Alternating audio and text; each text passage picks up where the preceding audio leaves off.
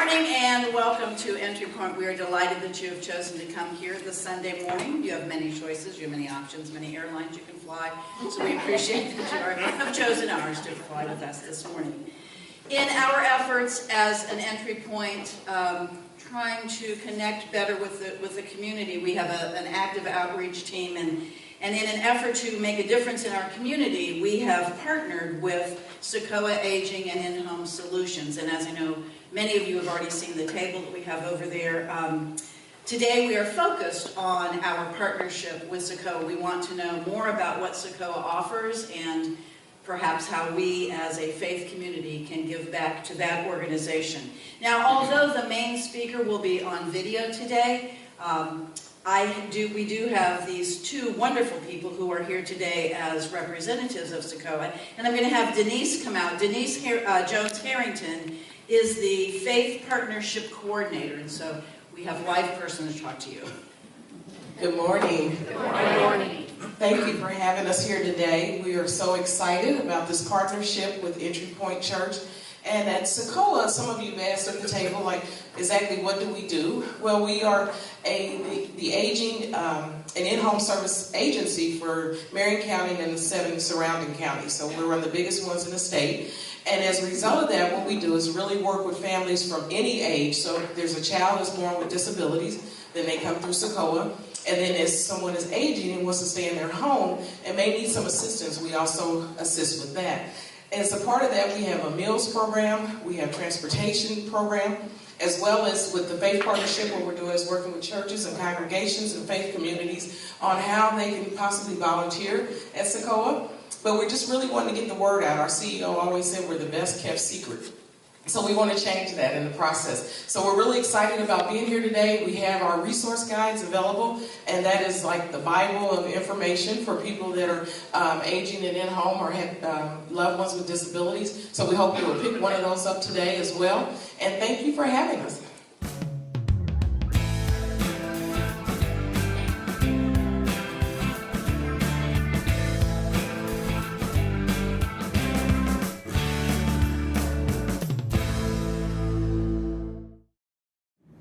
So CICOA Aging and In-Home Solutions is a local nonprofit that focuses on helping older adults, people of any age with a disability, and family caregivers to stay in their home, stay in a community setting. When you ask older adults about what their intention is in retirement, 90% of people in our area say their intention is they'd like to stay in their own home, stay in a familiar community, stay in a place where they raise their family, where their church is, where their favorite stores are, those kinds of things. But about half of that group will say, I don't know if I'll be able to. I don't know if my money will hold out. I don't know if my health will hold out. I don't know what happens when I can no longer drive. I don't know what happens if my kids have all moved away. And so CICOA helps people navigate that question, helps people find good options for where they want to be, the kind of services they think they might need, the kind of goals and aspirations they have, regardless of their age, regardless of their disability, but to help them be engaged and involved in the community as best they can. CICOA is not a healthcare provider. We're not a medical practice, we're not a pharmacy, we're not a doctor's office. But the work that we do has an impact on people's health.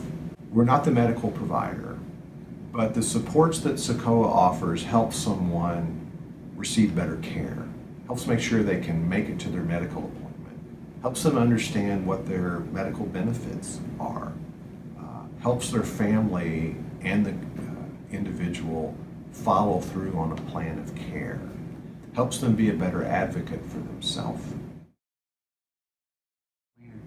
Well, CICOA started actually originally as a committee of the mayor's office when Dick Lugar was mayor of Indianapolis, and originally was involved in operating 4 neighborhood meal sites around Indianapolis. In the mid-1980s, it came to realize that it was not just the age that of a person that made them potentially a client of CICOA, but anybody who maybe had a disability that perhaps limited their ability to be independent, to stay in their home, to be part of the community. So over time, we began to serve people of all ages that had a disability. And then a few years later, we came to really appreciate the significance of the family caregiver in the ability of those persons to maintain their independence. So when we talk about a caregiver, a family caregiver, we mean the uncompensated caregiver. Family can mean a lot of things to a lot of different people. We're really talking about those informal supports, those relationships that people have with others. And the caregivers very often are providing assistance, they're helping with decision making, they're supporting their loved one's desire to stay where they are, be where they are. And so some of the ways that we help caregivers is in navigating the system. We might help with respite or other kinds of support, maybe to give them a break. You know, it's not just about teaching them how to be an effective caregiver, but also helping them continue to be their own person as well. And so it might be a support group. It might be a few hours of relief. It might be some other sort of services or supports that that person needs in order to remain whole. We've come to understand that the caregiver's engagement, the ability of that loved one to continue to be a part of their family and to not be overwhelmed by that responsibility is critical to the ability of the older adult or the person with a disability to be able to stay independent. And we realize that they're our partner in service delivery, and so that's a very important part of our ability to help folks stay in the community. And so we hear from people that they see in their own experience, that they see a better quality of life, that they feel healthier, that they feel happier, that they feel better supported. We know that statistically, our typical home client is somebody who qualifies for nursing home placement. If they presented at a nursing home today, they would be admitted and they would be able to receive services there. They have chronic health conditions. They have multiple limitations with their activities of daily living. And even in that fragile population, on average, they're able to stay in the community for 3 years or more with the supports that they receive through CICOA. So we see ample evidence that people are able to remain in the community. And we know that there is the benefit for the person in having the choice of where they receive their service. There is nothing wrong with receiving institutional care, but we think everyone should have the choice, and everyone should have the choice of high quality care in whatever setting they can have it. And that's empowerment, and it promotes the dignity of the person, and it promotes their health and their outlook and their well-being in a variety of ways. You know, there's so many great stories. I think one of my favorites is we just had a client who just celebrated her 109th birthday.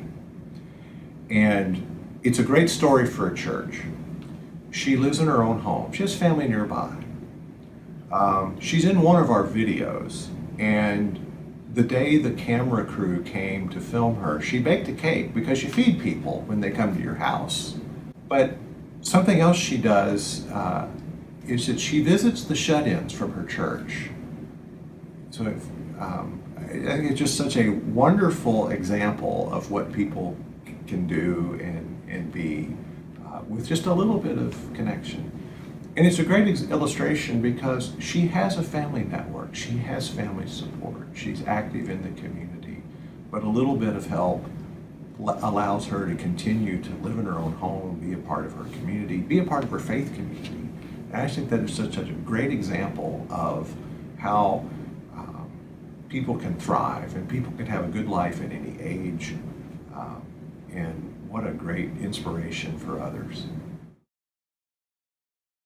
There are so many ways that people can be part of the conversation, and faith communities have real opportunities in that space. Very often the first place someone turns to when they need help, spiritual help, financial help, emotional support, is for church. And so one of the ways that a congregation can be helpful is to be informed, to know about CICOA, to share the information. The church I attend, there's a copy of our resource guide on the church secretary's desk. And the first time I saw it there, I thought, wow, what a great way to do that. Just to help people understand, most churches have a senior ministry, some sort of outreach. And so if we can help you be better informed, to help your members, to help the members of the congregation and their families, and that's one of the ways to be a part of it. We also need volunteers.